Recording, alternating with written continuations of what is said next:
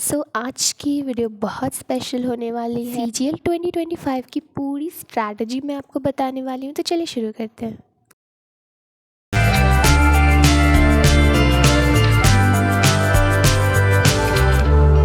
Hello my friends and welcome to our channel let's crack it. आप सबका बहुत बहुत स्वागत है हमारे चैनल में। सबसे पहले आपने अगर अभी तक चैनल को सब्सक्राइब नहीं किया और वीडियो को लाइक नहीं किया तो प्लीज़ वो कर दो, ताकि मैं नेक्स्ट वीडियो के लिए एकदम मोटिवेटेड और एनर्जाइज्ड रहूँ आपको नई चीज़ें बताने के लिए। As you know from the thumbnail कि मैं आज आपको 2025 CGL का और MTS हो चाहे CHS लो, क्योंकि अगर CGL की तैयारी कर ली तो सारे एग्ज़ाम निकल जाने हैं।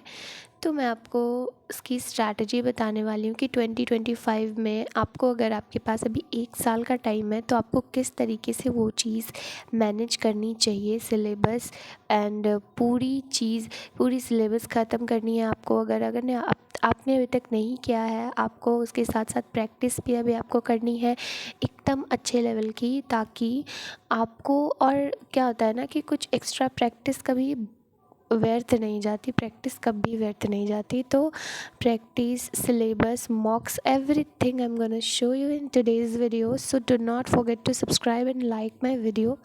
ठीक है, तो चलिए हम शुरू करते हैं अपनी strategy without wasting any time.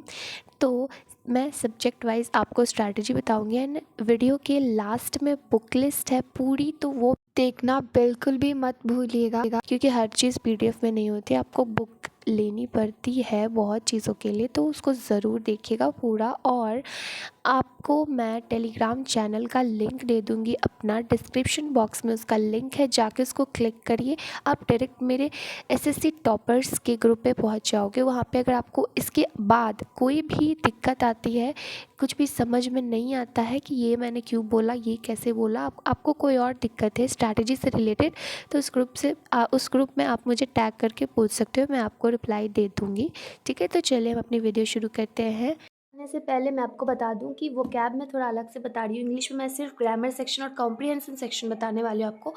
इसके लिए मैं आपको सिर्फ एक ब्लैक बुक बताने वाली हूँ वो कैब के लिए, और इसको आपको रोज़ करना है। ठीक है, इसको आप जितना करोगे उतना आपको फ़ायदा देगा। तो मैं स्ट्रैटेजी में इसको भी इंक्लूड नहीं कर रही हूँ, क्योंकि उसमें मैं ग्रामर और कॉम्प्रिहेंशन सेक्शन पे ज़्यादा ध्यान देने वाली हूँ। इसके लिए आप सिर्फ ये ऑर्डर कर लो, आराम से इसको पढ़ो, रोज़ पढ़ो। देखो मैंने किस तरीके से इसको पढ़ा है, देखो अंडरलाइन करो वर्ड्स जो थोड़े हार्ड लगते हैं, बाद में उसको देख लेना। तो चलिए अब बाकी की स्ट्रैटेजी हम देखते हैं। वाली बात मैं आज आपकी वो गलत फहमी दूर करने वाली हूँ जिसमें बहुत सारे स्टूडेंट्स को लगता है कि वो वीक है। तो वो वीक बिल्कुल भी नहीं है। जितना टॉपर्स दिमाग लगाते हैं यहाँ पे, उतना ही आपके पास है, उतना ही मेरे पास है, और उतना ही अपर एवरेज स्टूडेंट्स के पास है, जो घिस घिस के कैसे भी करके एग्जाम में बस सेलेक्ट हो जाते हैं। ठीक है, जिनको रैंक से मतलब नहीं होती है, बस उन्हें उनकी जॉब से मतलब होती है। तो बस यहाँ पे ढंग की स्ट्रैटेजी से है। ठीक है, अब किस तरीके की स्ट्रैटेजी एग्जीक्यूट करके पूरे साल पढ़ाई करते हो। एक होता है कि आप 2-3 साल से पूरा उसी चीज़ में फंसे हुए हो, खट रहे हो, पर कोई वैसा आउटपुट नहीं आ रहा जितना आप मेहनत कर रहे हो। तो एक होता है सिर्फ मेहनत करते जाना, और एक होता है सही डायरेक्शन के साथ मेहनत करना। तो वो मैं आपको यहाँ बताने वाली हूँ, एकदम टोटल बताने वाली हूँ कि आप कहाँ आपको लगता है वीक है, आपको लगेगा कि मुझे कैसे ये चीज़ पता है, तो आपको ये चीज़ लगता है, लेकिन होता ये चीज़ सबके साथ है।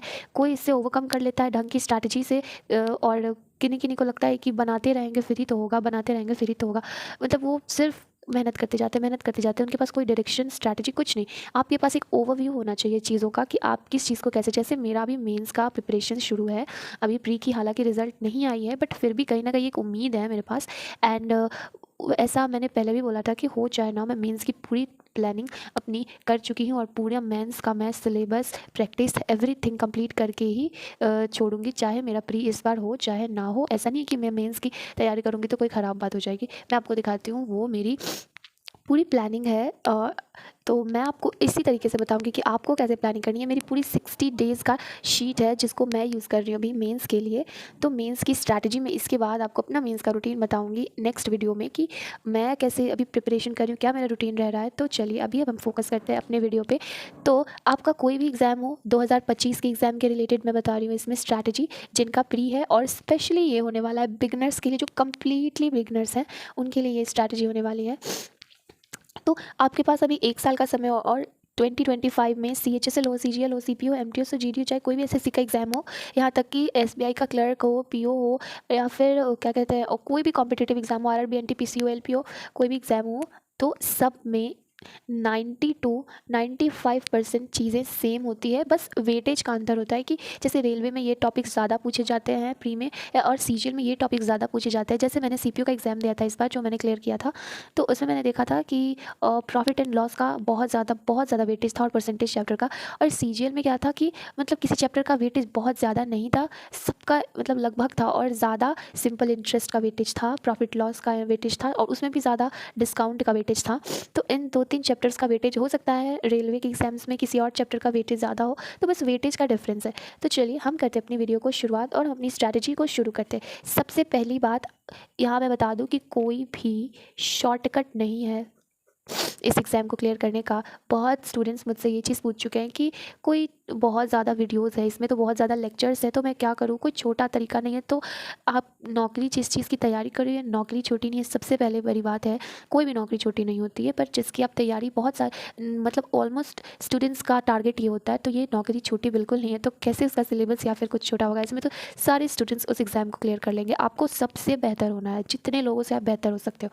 तो सबसे पहले आपको ये पूरा कंप्लीट करना पड़ेगा, अपना पूरा सबसे पहले। और इसमें आपको लगेंगे 6 से 7 महीने, आपको कंसिस्टेंटली देना है, और इसमें कोई भी कंजूसी नहीं करनी। क्योंकि अगर आपने यहाँ पे कमी की ना, यहाँ पे शुरू में जोश आपका गया ना, क्योंकि लगभग बच्चों का ना 1 से 2 महीने तक जोश और एक्साइटमेंट रहता है, तो आपको ये गलती बिल्कुल नहीं करनी है, ठीक है। और ये सबसे बड़ी गलती मैंने की है। इस वीडियो में मैं सबसे ज़्यादा आपको अपनी गलतियाँ बताऊंगी, जो कि आपको बिल्कुल नहीं करना अगर आप उसमें फंसे, क्योंकि 60 to 70% बच्चा उसमें फंसा होता है, जिसके कारण सिर्फ 30 to 35 बच्चों का सिलेक्शन होता है। इसमें जहाँ आपने कंजूसी की, मैंने क्या किया था कि मैंने सबसे पहले मैथ्स में नंबर सिस्टम चैप्टर उठाया था, और नाउन उठाया था इंग्लिश में। मैंने सोचा था कि मैथ्स और इंग्लिश करूँगी, उसके बाद बाकी सारे करूँगी। पहले इन दोनों का सिलेबस कंप्लीट करते हुए मेरे पास 3 साल है। मैंने 12th के बाद से ही प्रिपरेशन शुरू की थी इसकी। तो आपको डरना नहीं है कि 3 साल लगेगा, 4 साल लगेगा, बिल्कुल नहीं लगेगा। मैंने अपने 2 साल वेस्ट किए थे, बिल्कुल वेस्ट। मेरे पास गाइडेंस नहीं था, मेरे पास कोई ढंग की स्ट्रैटेजी नहीं थी, मेरे पास डायरेक्शन नहीं था कि मैं किस डायरेक्शन में करूँ। मेहनत करने से मैं कभी पीछे नहीं होती। मैं बचपन से ही अपनी क्लास में टॉप की हूँ, और ये मैं अपनी मतलब बुराई नहीं कर रही, but this is the truth. और मैंने इस चीज़ को कभी डिनाई, मतलब मैं इस चीज़ को डिनाई नहीं कर सकती मैं किसी चीज़ में फ़ेल हो जाऊँ। मतलब इस चीज़ को मैं नहीं एक्सेप्ट कर सकती, और या फिर इस चीज़ को मैं डिनाई नहीं कर सकती कि मैं पास नहीं हुई। इसलिए थोड़ा और डिफ़िकल्ट होता है ऐसे बच्चों के लिए ऐसे एग्ज़ाम्स को करना, क्योंकि इसमें जितना आप पास होने के लिए खुश होते हो ना, उतना ही आपको रेडी होना पड़ता है फेलियर झेलने के लिए। और अगर आप फेलियर नहीं झेल पाएंगे ना, तो कोई मतलब नहीं है इस चीज़ का। तो सबसे पहले आपको कंसिस्टेंटली 6-7 महीने सिलेबस करने पड़ेंगे, और 7 महीने लगेंगे ही सिलेबस कंप्लीट करने में। आपके पास कोई एक सब्जेक्ट या 2 सब्जेक्ट नहीं, आपके पास 3 सब्जेक्ट। सबसे पहले तो मैथ्स, रीजनिंग, इंग्लिश है, ठीक है। सबसे पहले आपको 3 सब्जेक्ट्स हैं, मैथ्स, रीजनिंग और इंग्लिश। उसके बाद जीके में आपके पास एक होता है साइंस सेक्शन, एक होती है सोशल स्टडीज़ सेक्शन, जो आपने पढ़ी होगी। और इसमें सिलेबस 10th तक का ही होता है, बट इसमें थोड़ा डीप लेवल में जाके आपसे चीज़ें पूछती है। जो भी बोलता है ना कि एसएससी में ऊपर ऊपर से चीज़ें पूछती हैं, जो भी बोलता है ना कि एसएससी में चीज़ें वो मतलब डीप लेके नहीं जाते, ऊपर ऊपर से पूछते हैं साइंस जी के, तो मतलब वो बेवकूफ़ बना रहे हैं। सिर्फ न्यूमेरिकल्स ही नहीं पूछा जाता, बाकी हर चीज़ डीप में पूछी जाती है। और यहाँ पे आपके 3 सब्जेक्ट्स हैं, फिज़िक्स, केमिस्ट्री एंड बायोलॉजी। जिनका साइंस बैकग्राउंड है उनके लिए तो बहुत अच्छी बात है, जिनका आर्ट्स बैकग्राउंड है उनके लिए भी अच्छी बात है, बट जिनका कॉमर्स बैकग्राउंड है उनके लिए थोड़ी सी मुश्किल यहाँ पे हो जाती है, ठीक है। इसमें तो आपकी हिस्ट्री एज ऑलवेज, पॉलिटी जिसको आप सिविक्स बोलते थे 10th तक, ज्योग्राफी, इकोनॉमिक्स, और एक और इकोलॉजी आता है, ठीक है। तो इधर 5 इधर 3, टोटल 8 सब्जेक्ट्स तो आपके जीके में ही हो जाते हैं, और ये 9, 10, 11। तो आप समझ लो कि 6-7 महीने तो कम ही बोलना चाहिए मुझे, और बट 6-7 महीने में सिलेबस हो जाता है। इससे ज़्यादा टाइम देना वो बेवकूफ़ी होती है, जो मैंने की है, ठीक है। मैंने नंबर सिस्टम और इंग्लिश का एक जयदीप सर से मैं पढ़ती थी, तो मतलब स्टार्टिंग में मुझे नहीं पता था किस टीचर से पढ़ना है, किस टीचर से नहीं पढ़ना है। इसी कारण मेरा 1-2 साल वेस्ट हो गया था। ना टीचर पता था, ना डायरेक्शन, ना गाइडेंस, कुछ नहीं पता था, इसलिए टाइम वेस्ट हो गया था बहुत ज़्यादा। नंबर सिस्टम और नाउन चैप्टर मैंने उठाया था उस वक्त। और मैं आपको बताती हूँ माइंडसेट क्या होती है बच्चों की, वो आपकी भी होगी। मैंने क्या सोचा था कि नंबर सिस्टम का पहले लेक्चर कंप्लीट करूँगी, 22-23 लेक्चर था, और नाउन के भी 12-13 थे।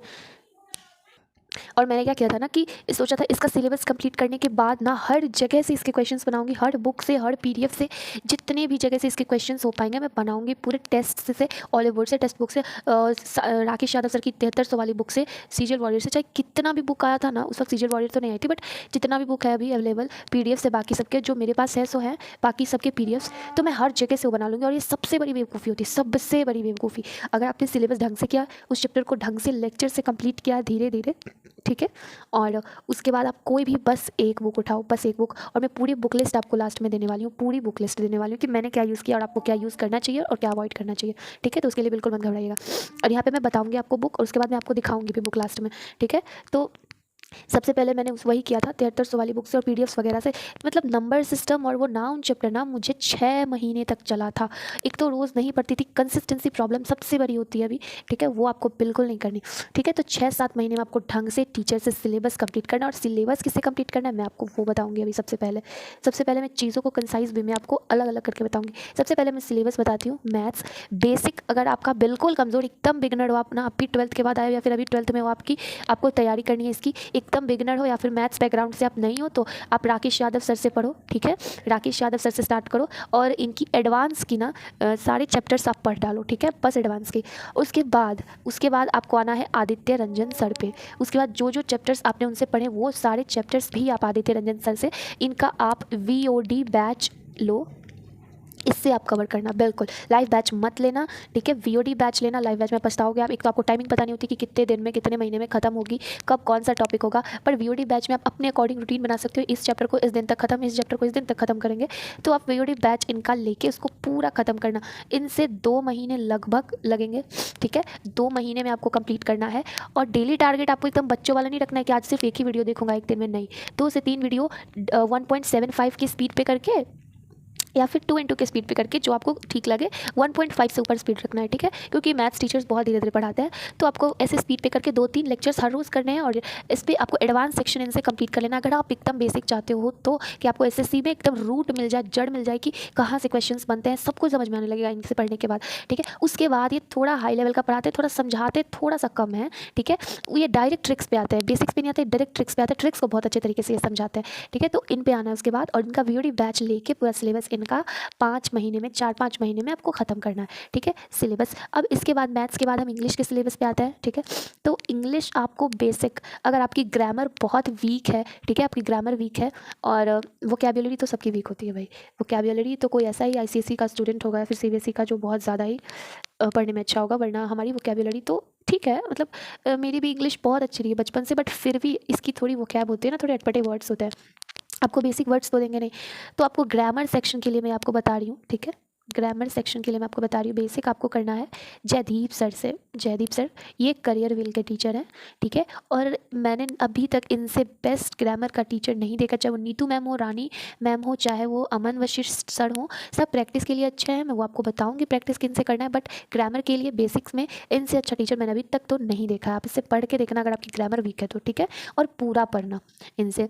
उसके बाद बेसिक के बाद आपको प्रैक्टिस करनी, कोई एडवांस वाला नहीं पढ़ना है। इसके बाद एक टीचर पढ़ लिया, उसके बाद कुछ नहीं पढ़ना है इसमें, ठीक है। आपको बेसिक ग्रामर का सेक्शन क्या होता है, 20 to 25% रोल होता है ग्रामर का, उसमें आप ज़्यादा दोगे, कॉम्प्रिहेंशन सेक्शन पे नहीं ध्यान दे पाओगे, तो आपका हालत मेरे तरह होगा जो मैंने, अब मैं आपको इसमें गलती बताती हूँ मैथ्स के बाद कि इसमें मैंने क्या किया था। सबसे पहले तो नाम चैप्टर में मैंने बहुत टाइम लगा दिया था, ठीक है, कंसिस्टेंसी नहीं थी। ऊपर से सबसे बड़ी मैंने गलती क्या की थी, ग्रामर सेक्शन पर इतना ध्यान दिया था, इतना फोकस कर लिया था, कॉम्प्रिहेंशन सेक्शन तैयार ही नहीं किया मैंने, थोड़ा बहुत किया मैंने, बिल्कुल तैयार नहीं किया, और एग्जाम में जाके वही मैं PQRS वाले में फंस गई, सेंटेंस रीअरेंजमेंट में, कॉम्प्रीहेंशन में फंस गई मैं, सबसे ज़्यादा क्लोज टेस्ट में फंस गई मैं। अभी जो प्री का एग्जाम देके आई थी ना, उसमें मैंने 2 क्वेश्चन क्लोज टेस्ट के छोड़े थे, समझ में नहीं आ रहा था, प्रैक्टिस ही नहीं था। इसलिए आपको ग्रामर सेक्शन बस आपने यहाँ से कर लिया, बहुत है।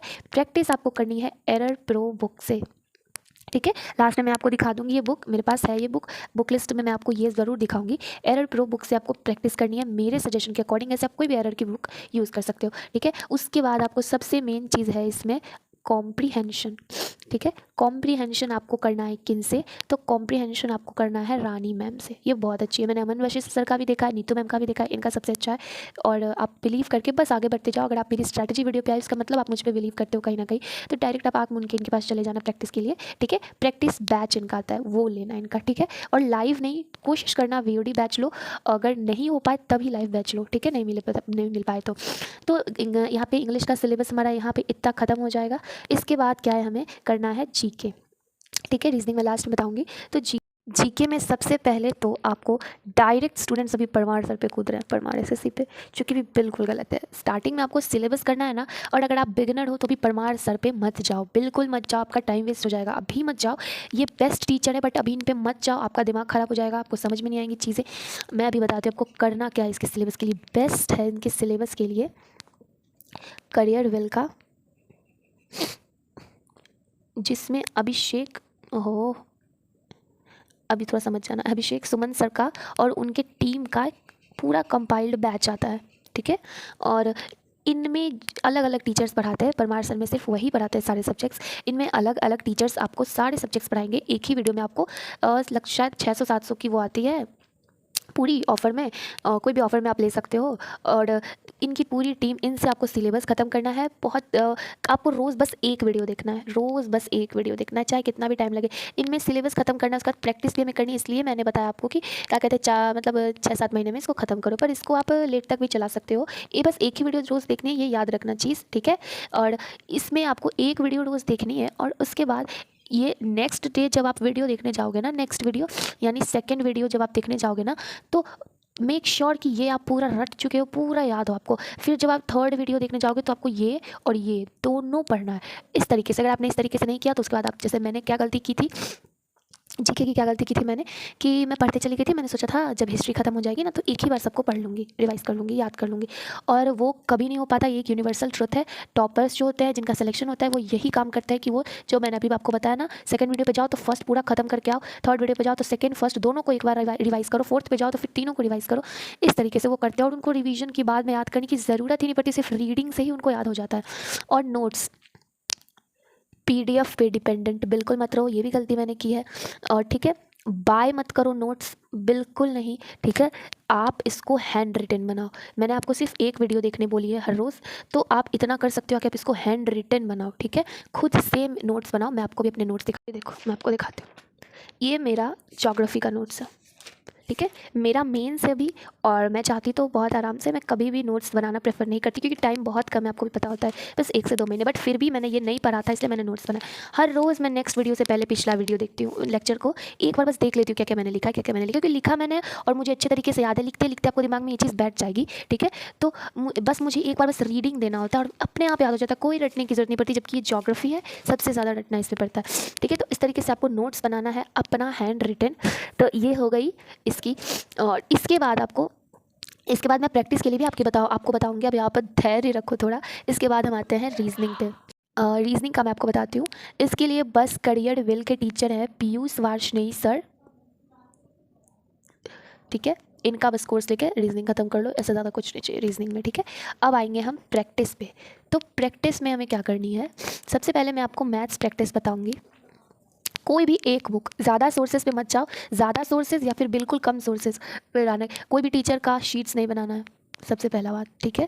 वो अपने हिसाब से सीडीएस का क्वेश्चन घुसा देते हैं उसमें, ठीक है। उसके बाद सीसेट का क्वेश्चन घुसा देते हैं, जो कि इरेलीवेंट है, एसएससी इतना हाई लेवल नहीं जाता। सबसे पहली बात, अगर आपको ये बेवकूफ़ी करनी है, आपको दिखाना है कि आप होशियार हो, आप बना सकते हो, तो आप अपना टाइम वेस्ट करो। बट जिनको सिर्फ है कि एग्जाम क्लियर करना है, सबसे पहले होशियारी बाद में दिखाना। एग्जाम क्लियर करने के बाद दिखानी भी नहीं पड़ेगी आपको, आप खुद होशियार बन जाओगे उसमें। एक बुक मैं सजेस्ट करूँगी आपको बुक लेने के लिए, सीजीएल वॉरियर की, आदित्य रंजन सर की बुक है ये, ठीक है।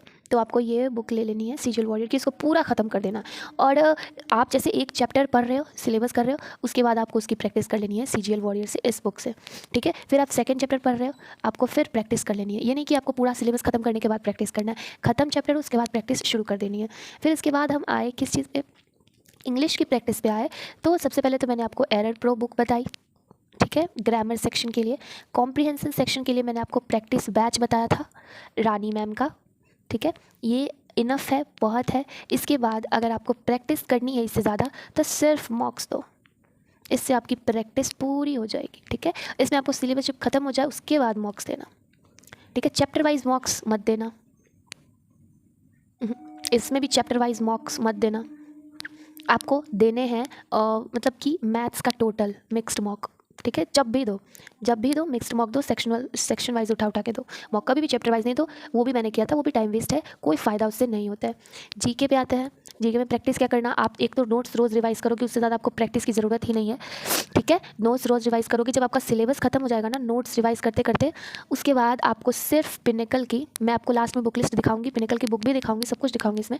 पिनेकल की बुक लास्ट में जीएस की आती है, उसको ख़त्म कर देना है। सब्जेक्ट वाइज उसमें होता है सबका, जैसे हिस्ट्री के हो गए, कुछ क्वेश्चंस होते हैं, चाहे मतलब टॉपिक वाइज भी उसमें दिए होते हैं, फिर पॉलिटी के देंगे, टॉपिक वाइज उसमें दिए होंगे, ऐसे करके पूरा दिया होता है। तो आपको यहाँ से उसको रट लेना है। और जैसे आप जीके में क्या करोगे कि जीके में आप जैसे ही खत्म करोगे ना, जैसे हिस्ट्री खत्म हो गई, ये नहीं कि आप हिस्ट्री में एक चैप्टर खत्म किया आप प्रैक्टिस करने लगे उसका क्वेश्चन पिनिकल से, नहीं, वो टाइम वेस्ट हो जाएगा। उतना टाइम आपके पास मतलब कि आप जितना कंसाइज वे में लेके चलो, आपको सिर्फ सिलेक्शन लेना अभी, ठीक है। रैंक सिलेक्शन के बाद की सोचना, या फिर इसके साथ अगर आ गया तो बहुत अच्छी बात है। जैसे हिस्ट्री पूरा खत्म हो गया आपका, उसके बाद आपको पिनिकल लगाना है। फिर पॉलिटी पूरा खत्म हो गया, क्योंकि नोट्स रिवाइज कर रहे हो, इससे ज़्यादा आपको चाहिए नहीं, और इसके बाद प्रैक्टिस कर लोगे तो सोने पे सुहागा हो जाएगा, ठीक है। तो हिस्ट्री खत्म हो गई पूरी, उसके बाद प्रैक्टिस इससे करना है पूरी क्वेश्चन की।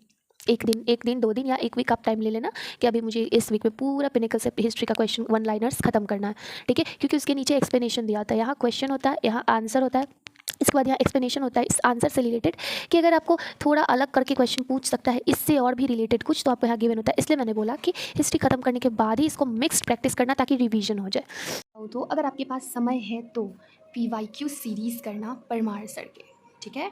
कोई भी एक 4 उन्होंने करवाया अभी तक, कोई भी एक PYQ सीरीज़, कोई भी एक बस कर लेना। 30 से 35 वीडियो, 30 से 35 लेक्चर्स होंगे, उसको ज़रूर से ज़रूर करके मल्टीपल टाइम्स लास्ट में रिवाइज़ कर लेना। और ये ज़रूर करना परमार सर से, आप अभिषेक सुमन सर से आप करियर विल पे पढ़ लेना, ठीक है, बैच लेके।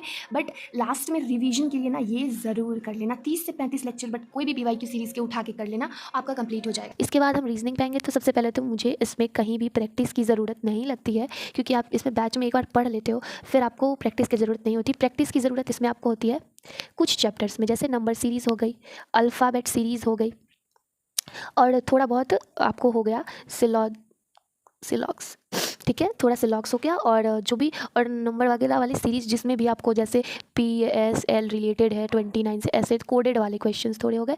ये सब टाइप के questions, alphabetical questions, numerical questions, coded questions, ये सब हो गए। और सिलॉक्स थोड़ा सा हो गया, ये आपको प्रैक्टिस करने की ज़रूरत है। अगर आपको कोई और चैप्टर थोड़ा हार्ड लगे, 1-2 चैप्टर की अगर थोड़ी और हार्ड है, 1-2 चैप्टर और प्रैक्टिस मुझे करना है इसके अलावा, और तो आप इसको पिनिकल की बुक से करना। प्रीवियस ईयर का कंपाइलेशन होता है, इससे ज़्यादा आपको किसी टीचर का बुक लेने की कोई ज़रूरत नहीं है। पिनिकल की प्रीवियस ईयर ले लेना, उसमें एग्जाम वाइज दिया होता है, डेट वाइज दिया होता है, आपको आराम से लगाओगे। और उसमें नीचे टैग रहेगा ना, जैसे ये CGL 2022 में पूछा गया इस डेट को, तो थोड़ा अगर वो क्वेश्चन बनेगा तो आपको थोड़ा सा कॉन्फिडेंस आता है उसमें, ठीक है। तो आपको इसमें ये करनी है, रीजनिंग में इससे ज़्यादा कुछ नहीं करना है। कहूँगी कि आप हर संडे को मॉक्स लगाओ, हर संडे को मिक्स्ड मॉक्स टीयर 1 के। कम नंबर आए कोई बात नहीं, 80 नंबर आए, 70 नंबर आए, 45 नंबर आए, कोई दिक्कत नहीं है। यही नंबर बढ़ के 145 भी जाएगा, 150 भी जाएगा। ये जर्नी को तय करने के लिए आपको यहाँ से गुजरना पड़ेगा भाई, यहाँ से आपको गुजरना पड़ेगा, तभी आप यहाँ आओगे। डायरेक्ट आप यहाँ से यहाँ कूद नहीं सकते हो। और जब तक आप डरते रहोगे कि नहीं अभी कम आएगा, मैं करने के बाद पूरा सिलेबस ख़त्म करने के बाद करूँगा, तो वो गलती हो जाएगी। मैंने आपको पूरी बता दी स्ट्रैटेजी कि आपको किस तरीके से सिलेबस खत्म करना है, प्रैक्टिस करना है, कब मॉक्स देना है। मैंने आपको हर चीज़ बता दिया, इसमें रिवीजन के लिए भी मैंने आपको बता दिया। मैथ्स में आप जब मिक्स्ड लगाओगे ना मॉक, जैसे मैंने आपको बताया कि मिक्स्ड मॉक लगाना, रिवीजन की ज़रूरत नहीं पड़ेगी। जीके में मैंने आपको रिवीजन बता दिया कैसे करना है, ठीक है। इंग्लिश में रिवीजन के लिए आप जब मिक्स्ड मॉक लगाओगे उसमें रिवीजन हो जाएगा। ऐसे बच्चे क्या होते हैं ना, रोज़ एक चैप्टर का रिवीजन करते रहते हैं, नहीं करो। वो मिक्स्ड मॉक लगाओ, आपका फ़ायदा भी होगा, मार्क्स भी बढ़ना शुरू होंगे, ठीक है। तो इस तरीके से आप पूरी अपनी प्लानिंग कर सकते हो। और हर दिन आपको कम से कम 9 से 10 घंटे डेडिकेटेड देने पड़ेंगे। ऐसे नहीं कि बुक लेके बस बैठे हुए, 9 से 10 घंटे डेडिकेटेड आपको देने पड़ेंगे इस एग्ज़ाम को क्रैक करने के लिए, वरना आप इस चीज़ का सपना भूल जाओ। और सपना नहीं, एम बनाओ इसको अपना। आई होप आपको अच्छी लगी होगी। अगर अच्छी लगी मेरी स्ट्रैटेजी, तो आप इसके बाद मैं बुक लिस्ट अटैच कर दूँगी वीडियो में, उसको ज़रूर देख लेना। और उसके बाद सब्सक्राइब, एक छोटा सा सब्सक्राइब करके जाना। इतना बताने, इतना मेहनत मैंने किया। अभी नवरात्रि, आज आपको भजन सुनाई दे रहा होगा पीछे मेरे बैकग्राउंड में।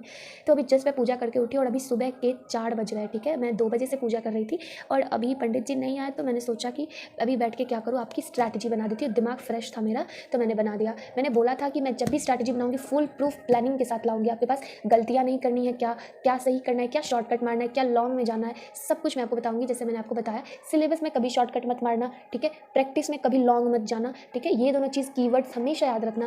प्रैक्टिस जितना कम आप मतलब कंसाइज वे में, कम नहीं कंसाइज वे में। जैसे सीरियल वॉरियर के बुक में क्या है कि एक चैप्टर के बस 60 से 70 क्वेश्चन है, हर टाइप के कवर्ड है। और फिर आप अगर 7300 वाली बुक ले लोगे राकेश यादव सर का, तो एक चैप्टर का 300 क्वेश्चन है, ठीक है, और मतलब एक ही टाइप का क्वेश्चन रिपीटेड है बार बार, तो एक ही चीज़ करने से आपको फायदा नहीं है। इसमें एक टाइप 1 से 2 बार रिपीट है, इसका दूसरा टाइप, ऐसे करके सारा टाइप भी कवर्ड है। तो आपको कंसाइज वे में प्रैक्टिस करनी है कि सारा चीज़ कवर भी हो जाए और लेंदी बहुत ज़्यादा ना हो, क्योंकि आपको 2025 में एग्जाम देना है, 2027 में नहीं देना है, ठीक है। तो आपको सिलेबस और सिलेबस में कभी शॉर्टकट नहीं भागते। आपका कॉन्सेप्ट ही क्लियर नहीं होगा तो आप प्रैक्टिस करो, मॉक लगाओ, रिवीजन करो, कुछ भी फायदा नहीं देगा, ठीक है। फिर आपके मार्क्स वो अटकेंगे 120 से 130 आ रहा है, दीदी 130 से नहीं भर रहा है, 120 से नहीं भर रहा है, यही होता है, ठीक है। तो इसको सबसे पहले ढंग से कंप्लीट करना है, फिर इसको कंसाइज वे में दिमाग लगा के करना है कंप्लीट। उसके बाद ये और ये रेगुलर होना चाहिए। बस इतना ही था, आपको आराम से आपका 2025 क्लियर हो जाएगा। मेरा 162 163 मॉक में मार्क्स जाता था मैक्स, और लगभग मेरा 150 प्लस रहता था मार्क्स मॉक में। वो तो मेरी शिफ्ट बहुत थोड़ा अटपटा 2022 और 2023 से लेवल काफ़ी हाई था इस बार एसएससी सीजीएल के प्री का। बट नॉर्मलाइजेशन मिलने वाला अगर है तो अच्छी बात है। ऐसे मैंने तो अटेम्प्ट भी कम किया था, क्योंकि मुझे पता था कि इस बार कम जाने वाली है कट ऑफ। आप देखिए क्या होता है आगे, ठीक है। तो मैं इसके बाद आपको बुक लिस्ट दिखा रही हूँ, और बुक लिस्ट को आप ढंग से देखना और चूज़ करना। और सबसे पहली बात कि पीडीएफ पे डिपेंडेंट मत रहना, कुछ बुक्स भी खरीदा करो, ठीक है। और अगर आप नहीं अफोर्ड कर सकते उतना तो आप पीडीएफ लिया करो लास्ट में, ठीक है। तो अच्छा लगे तो लाइक से सब्सक्राइब ज़रूर करना और बुक लिस्ट देखते जाना। तो जो बुक लिस्ट मैं अभी आपको बताने वाली हूँ उसमें से मैंने एक सब्जेक्ट के एक से ज़्यादा बुक्स बताए। ये सब वो बुक्स है जो मैंने यूज़ किया एक से एक्स्ट्रा, बट आपको एक्स्ट्रा बुक्स नहीं यूज़ करने। मैं बस एक अल्टरनेटिव बताऊंगी कि अगर आपके पास ये बुक नहीं है तो कौन सा यूज़ करना है। जैसे जीके में मैंने लूसेंट भी बताई है, बट आपको लूसेंट नहीं यूज़ करना है अगर आपके पास पिनिकल है तो चलिए हम देखते हैं बुक लिस्ट क्या होगी हमारी।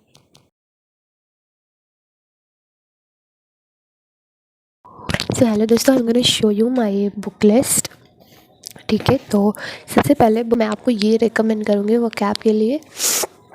और इसके अलावा अगर आपने किसी और की बुक खरीद के रखी है, जैसे तो अगर आपके पास ब्लैक बुक नहीं है तो आपके पास ये होनी चाहिए। और इन दोनों के अलावा मुझे नहीं लगता कि थर्ड ऐसा कोई भी बुक है मार्केट में जो इन दोनों को कंपेयर कर सके और इन दोनों के कंपैरिजन में अच्छा हो। सो अब मैं आपको यही दोनों बुक रिकमेंड करूँगी।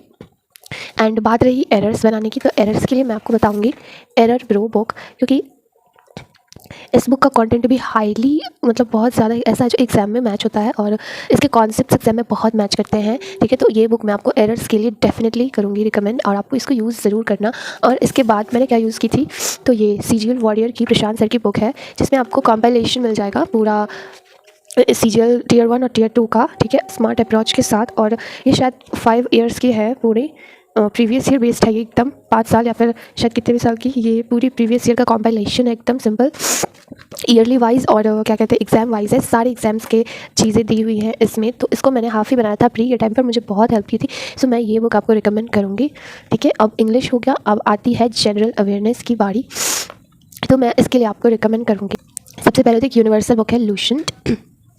अगर आपने कहीं से नहीं पढ़ा है, कहीं से बैच नहीं लिया है, कुछ नहीं लिया, और अगर आपकी फ्लुएंसी अच्छी है इंग्लिश में, आपको पढ़ने में आप अच्छे हैं, तो आप ये बुक यूज़ कर सकते हैं बिल्कुल, अगर आपको समझ में आती चीज़ें, क्योंकि इसमें सिंपल लैंग्वेज में चीज़ें लिखी हुई हैं, बहुत ज़्यादा कॉम्प्लेक्स लैंग्वेज में चीज़ें इसमें नहीं लिखी हुई हैं। तो आप इस बुक को यूज़ कर सकते हो डेफिनेटली, और ये बहुत अच्छा आप कह सकते हो आउटपुट आपको देगा ये बुक, अगर आपको समझ में आती है चीज़ें। पर अगर आपको चीज़ें समझ में नहीं आती है तो आपको क्या करना है, तो आपको सबसे पहले एक बैच लेना है जीके का, जो कि तो आपको बैच लेना है जीके का। और जीके का बैच अगर आपको कुछ समझ में नहीं आता स्टार्टिंग में, तो आप करियर का बैच लो, और उससे थोड़ा क्या है ना, अंडरस्टैंडिंग ज़्यादा बनती है। परमार सर के बैच से आपको अगर आपकी अंडरस्टैंडिंग अच्छी है ना, तो रटने में चीज़ें काफ़ी आसान हो जाती है। बट अगर आपकी अंडरस्टैंडिंग अच्छी नहीं है तो थोड़ी दिक्कत आ सकती है, बट आप ट्राई करके देख सकते हो। बट मैं ज़्यादा रिकमेंड करूँगी कि आप स्टार्टिंग में करियर का बैच लो, क्योंकि आपके पास अभी टाइम है 1 साल का, और अभी आप कम से कम हिस्ट्री, पॉलिटी और ज्योग्राफी, ये तीनों सब्जेक्ट उनसे करो। एंड उनके बाद आप परमार सर पे स्विच कर सकते हो रटने के लिए, क्योंकि आपके पास टाइम है इनफ। तो आपको समझ के चीज़ें करनी चाहिए, क्योंकि एग्जाम में अब सेंटेंस बेस्ड क्वेश्चंस आते हैं, स्टेटमेंट बेस्ड क्वेश्चंस आते हैं, जो कि बहुत ज़्यादा थोड़े हार्ड लेवल के होते हैं, अच्छे लेवल के होते हैं, क्योंकि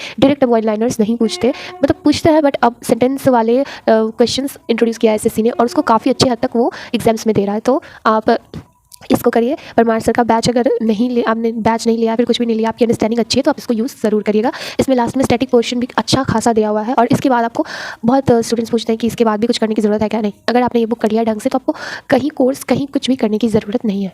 इसके बाद जनरल अवेयरनेस के लिए I have used this book, और ये बुक काफ़ी कारगर था, और स्टैटिक पोर्शन के लिए स्पेशली। आप देख सकते हो मैंने इसमें मार्क कर करके बनाया, पूरा इसको रटा था मैंने। पूरा मैं नहीं रट पाई थी, जितना मेरे से हो पाया था, बट इसमें क्या है ना, एकदम वन लाइनर्स जैसे दिए हुए हैं, और कंटेंट इसमें अच्छा खासा है। और इसमें वन लाइनर्स दिए हुए हैं, सारे सब्जेक्ट के वन लाइनर्स दिए हुए हैं, ठीक है। मैं आपको दिखाती हूँ किस तरीके से। और अगर आप इसकी लेटेस्ट वर्जन की बुक खरीदते हो ना, तो उसमें करंट अफेयर्स की PDF आपको फ्री मिलती है पूरे साल की कंपाइलेशन में। आप देख सकते हो किस तरीके से वन लाइनर्स, अलग अलग सब्जेक्ट्स के जितने सब्जेक्ट्स हैं ना, कंप्यूटर तक के वन लाइनर्स इसमें हैं, स्टैटिक से लेकर कंप्यूटर, पूरा चारों history, civics, polity, geography, economics, और उसके बाद इकोलॉजी भी है इसमें। उसके बाद आपको साइंस के तीनों सब्जेक्ट्स मिल जाएंगे, कंप्यूटर मिल जाएंगे, स्टैटिक मिल जाएंगे, तो सब कुछ मिल जाएगा आपको इस बुक में। और मैं बता दूँ, ये वीडियो बिल्कुल भी प्रमोशनल नहीं है, ये सारे बुक मैंने यूज़ की, इसलिए मैं आपको बता रही हूँ। तो ये आप जीके के लिए यूज़ कर सकते हो डेफिनेटली। अगर आपने टॉपिक्स पढ़ लिए हैं ऑनलाइन या फिर किसी भी प्लेटफॉर्म से, उसके बाद आपको प्रैक्टिस करनी है, तो आराम से ये बुक पहले ख़त्म कर लो सारे टॉपिक वाइज। उसके बाद मिसलेनियस क्वेश्चंस लगाओ, PYQs करो, वो आपकी मर्जी है, वो मैं आपको बाद में बताऊंगी। पहले मैं आपको बुक्स बता दूँ कि अगर आपको बुक्स से कवर करना है तो आप क्या करोगे। जीके के लिए I have used this book. अगर आपके पास वो बुक नहीं है ब्लैक बुक, तो ब्लैक बुक की जगह कोई और अल्टरनेटिव बुक अगर आपको चाहिए तो ये वन लाइनर्स के लिए बेस्ट रहेगी। मतलब कि मैंने जनरल अवेयरनेस जो ब्लैक बुक यूज़ किया ना, और मैंने ये भी यूज़ की है, पूरी नहीं पढ़ पाई हूँ, बट मैंने वो भी यूज़ किया और ये भी यूज़ किया टॉपिक वाइज जब मैं करती थी चीज़ें, तो मुझे काफ़ी हेल्प मिली थी ब्लैक बुक से। और इससे मुझे क्या हुआ था ना, इससे थोड़ी हेल्प मिली थी, क्योंकि इसमें क्वेश्चंस जो होता है ना, उसके नीचे एक्सप्लेनेशंस गिवन होता है, मैं आपको दिखाती हूँ, ताकि अगर आपको फ्यूचर में उससे उस टॉपिक से कोई और क्वेश्चन बने तो आपसे छूटे ना। फिर देख सकते हो क्वेश्चंस के साथ साथ उसके बाद उसके वो आंसर्स देते हैं, उसके साथ वो एक्सप्लेनेशंस देते हैं, ताकि इससे रिलेटेड अगर और कोई क्वेश्चन बने तो आप उसका आंसर कर पाओ फ्यूचर में अगर कोई क्वेश्चन बने तो। इसी तरीके से इसमें वन लाइनर्स गिवन है, और ये भी बहुत अच्छी बुक है। आई रिकमेंड कि आपको ये बुक ज़रूर लेनी चाहिए। कोई भी PYQs करने से अच्छा, या फिर अगर आप खुद से मतलब सक्षम है, कैपेबल है कि आप खुद से कर सकते हो, तो आप ये करो, क्योंकि PYQs 20-25 PYQ कराता है सर, और उसमें 2 घंटे टाइम लगता है। बट इसमें क्या है ना, आप 2 घंटे में कम से कम 50 से 60 वन लाइनर्स कर सकते हो, तो आप इफेक्ट खुद कैलकुलेट कर सकते हो कि आप वो कितना इफेक्टिव होगा खुद से करना। तो इसके बाद मैं आती हूँ मैथ्स के बुक लिस्ट पे। तो मैथ्स में मैंने सबसे पहले तो राकेश यादव सर की बुक, वो बुक अभी थोड़ी रखी हुई है तो मैं उसको निकाल नहीं सकती, वो थोड़ी ऊपर रखी हुई है।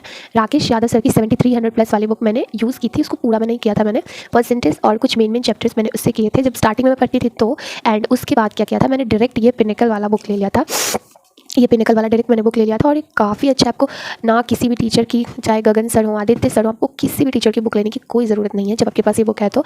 वो भी प्रीवियस ईयर कंपाइलेशन ही दे रहे हैं आपको, और ये भी प्रीवियस ईयर कंपाइलेशन ही दे रहा है आपको। और ये सबसे अच्छा है कि इसमें कंटेंट बहुत ज़्यादा है, और हर एग्जाम को कवर करके आपको प्रीवियस ईयर, देखो CGL में ज़रूरी नहीं कि आप सिर्फ CGL के प्रीवियस ईयर्स करो, क्योंकि MDS के क्वेश्चन जो होता है CGL मेंस में रिपीट कर देता है, GD के क्वेश्चन CGL में डायरेक्ट दे देता है, तो ज़रूरी नहीं कि आपको सिर्फ CGL के क्वेश्चन करने और सिर्फ वही आएंगे रिपीट होकर। अगर रिपीट होना होगा ना तो दूसरे एग्जाम्स के क्वेश्चन ही रिपीट होते हैं CGL में।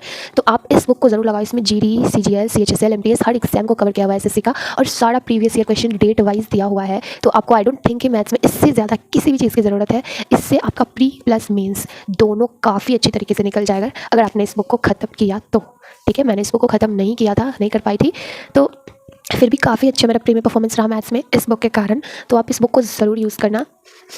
तो मैथ्स के लिए मैंने एक और बुक अभी मंगवाई है मेंस के लिए, नॉट फॉर प्रीलिम्स। प्रीलिम्स के लिए मैंने सिर्फ वही बुक यूज़ की थी और कोई भी बुक मैंने यूज़ नहीं की थी। तो मैं आपको दिखाऊं कि मैंने मेंस के लिए अभी जस्ट ऑर्डर की थी ये मेंस की बुक, क्योंकि मुझे प्रीवियस ईयर पे डिपेंड नहीं रहना था मेंस के लिए। मेंस के लिए मुझे थोड़े अच्छे लेवल पे जाना था, क्योंकि मैं बताती हूँ आपको कि प्रीवियस ईयर के लिए तो पिनिकल से अच्छा कोई नहीं है, जो मैंने आपको भी बताया। बट क्या है ना कि मेंस के लिए मैंने प्री में इस साल देखा 2023 और 2022 में जो है वो प्रीवियस ईयर बेस्ड क्वेश्चंस आए थे, पर उससे अच्छा लेवल कर दिया 2024 के प्री में CGL में। आप सबको पता होगा ये चीज़, ठीक है। तो उसमें क्या होता है ना कि मैंने सिर्फ प्रीवियस ईयर का क्वेश्चंस को, तो वो जो 1-2 क्वेश्चंस भी मेरे से नहीं बने ना, मैंने 23 अटैम्प्ट किए थे और वो सही थे। तो 2 क्वेश्चंस जो नहीं बने ना, वो बस मेरी इसी गलती की वजह से नहीं बने, क्योंकि मैंने सिर्फ प्रीवियस ईयर क्वेश्चन अटैम्प्ट किए थे। उसके साथ थोड़ा सा मुझे हाई लेवल करना चाहिए था, जो मैं रेडी फॉर द वर्स्ट कहते हैं ना, वो मैं नहीं थी। तो इसलिए थोड़ी सी गलती हो गई मुझसे कि थोड़ा सा अगर हाई लेवल का पेपर आ गया, मुझे ये सोच के जाना था कि अगर थोड़ी सी हाई लेवल की पेपर आ गई तो मुझे उसके लिए तैयार रहना है, but I was not ready for that. So 2 question छूट गए इसी वजह से। तो ये बुक सिर्फ प्रीवियस ईयर बेस्ड नहीं है, इसलिए मैंने ये बुक खरीदी है। ऐसे पिनिकल से अच्छी कोई बुक नहीं है। सारे टीचर सिर्फ PYQ कॉम्पाइलेशन देते हैं और कुछ भी नहीं। ये बुक सर ने अपने प्रीवियस ईयर क्वेश्चंस प्लस इनके अपने बनाए हुए क्वेश्चंस, अच्छे लेवल के क्वेश्चंस इन्होंने इसमें कंपाइल किए हैं। That's why I bought this book for CGL mains practice. और टाइम भी बहुत कम है तो उतना मोटा बुक बनाना is not possible right now. तो मैंने ये पतली सी बुक ली और इसमें कंटेंट काफ़ी अच्छा है मेंस के लिए। तो मैं आपको सेपरेटली मेंस का एक वीडियो बनाऊंगी ही, बट फिलहाल मैंने आपको बस दिखाया कि मेंस के लिए मैं बुक कौन सा यूज़ कर रही हूँ बुक लिस्ट में मेरे। तो that was my maths book list. So इसके बाद I don't use any book, ठीक है। रीजनिंग के लिए I don't use any book. Reasoning के लिए मैंने कहीं से प्रैक्टिस भी नहीं की है, बट आपको मैं रिकमेंड करूँगी प्रैक्टिस ज़रूर करना रीजनिंग के लिए।